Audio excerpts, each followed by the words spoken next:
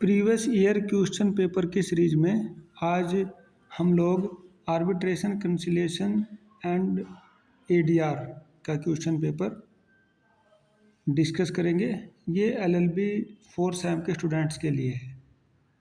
देखिए ये जून 2023 का पेपर है। अब ज़रा नोट करिएगा क्वेश्चन, वेरी शॉर्ट में देखिएगा किस तरह से क्वेश्चन आ रहे हैं। नोट करें सभी विद्यार्थी।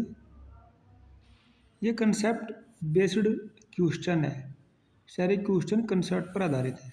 ठीक है, तो देखिए क्वेश्चन नंबर 1, जो क्वेश्चन है वही कंसेप्ट है, तो आप उसको लिखिएगा, सर्च करिएगा और उसके ऊपर नोट्स बनाने का प्रयास करिएगा। मटेरियल काफ़ी अवेलेबल है, कंटेंट बहुत कुछ है, गूगल पे है, एआई टूल्स पे है, बुक्स में है, नोट्स में है। ज़रूरत इस बात की है कि आप उसको अपने नोटबुक में लिख करके चलिए जिससे कि तैयारी आसान हो जाए, फिर लास्ट मोमेंट पर बहुत ज़्यादा सर्च करने की आवश्यकता ना पड़े। तो देखें नंबर 1 पर लिखो समझौता अधिकारी कंसिलिएशन ऑफिसर। नंबर 2 पर विशेषज्ञ की नियुक्ति अपॉइंटमेंट ऑफ एक्सपर्ट। देखिए इन क्वेश्चन को करने का सबसे अच्छा तरीका ये है, सबसे पहले आप डिस्क्रिप्टिव क्वेश्चन को बनाइए, डिस्क्रिप्टिव बड़े वाले।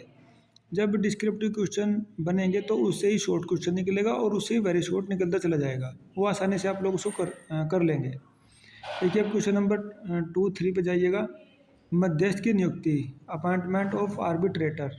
4 पे कोर्ट न्यायालय, व्हाट इज द कोर्ट। 5 पंचाट की परवर्णीयता, परिवर्तनीयता, देखिए ये मिसपेल्ट है, परिवर्तनीयता होता है। इन्फोर्सेबिलिटी ऑफ अवार्ड। नेक्स्ट पे शॉर्ट पे देखिएगा, शॉर्ट में क्वेश्चन नंबर 6 देखिए ये है, explain the provisions regarding jurisdiction of arbitral tribunals. मध्यस्थम अधिकरणों की अधिकारिता संबंधी प्रावधानों का संक्षेप में चर्चा कीजिए। 7 पे जाइए, कब व्यक्ति आक्षेप आपत्ति के अधिकार का अभित्यजन कर सकता है। When the person can waive his right to object। 8 पे देखिएगा, सुलह क्या है, सुलहकर्ता कैसे नियुक्त किया जाता है। What is conciliation, how is conciliator appointed. जब हम इसको करेंगे क्वेश्चन को तो इससे शॉर्ट क्वेश्चन अपने आप ही बन जाएगा। लॉन्ग में देखिएगा क्वेश्चन नंबर 9, नोट करें,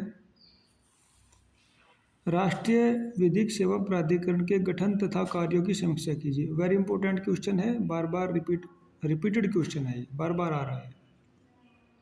examine the constitution and functions of national legal services authority. Next, केंद्र सरकार की नियम बनाने की शक्ति की चर्चा कीजिए। Discuss the power of central government to make rules. ठीक है,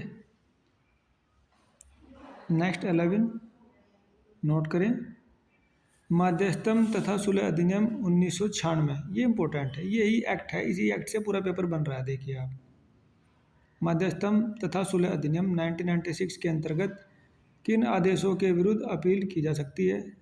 अपील संबंधी प्रावधानों को समझाइए, क्या द्वितीय अपील हो सकती है। इंग्लिश में नोट करें,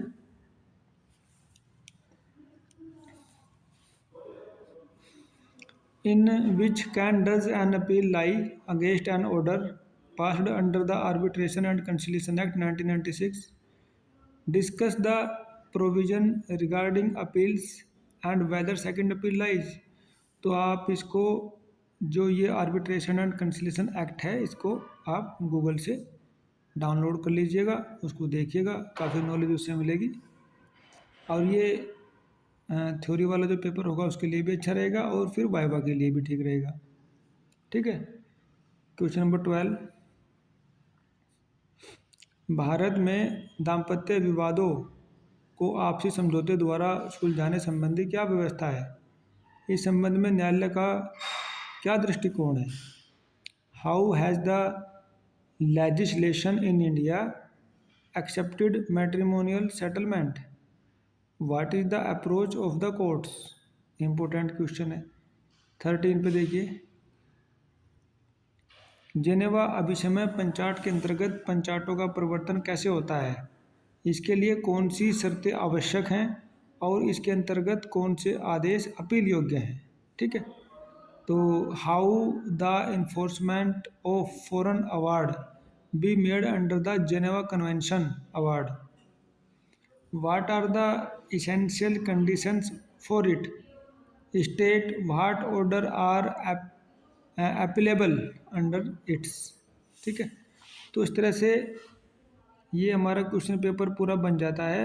जो अभी ऊपर हमने एक्ट डिस्कस किया है 1996 वाला, आर्बिट्रेशन एंड कंसिलिएशन एक्ट 1996, इसको भी अच्छे से पढ़िएगा और इन सब से हमारे क्वेश्चन पूरा बन जाता है। आप इसको, इसके आंसर को ढूंढने का प्रयास करिएगा, एक्ट को पढ़िएगा, वो आसानी से मिल जाएगी। आई होप ये जो previous year question paper series है ये आपको परीक्षा में तैयारी के लिए काफ़ी हेल्पफुल साबित रहेगी। आज का सेशन यहीं पर समाप्त करते हैं। Thanks for listening. Thank you very much.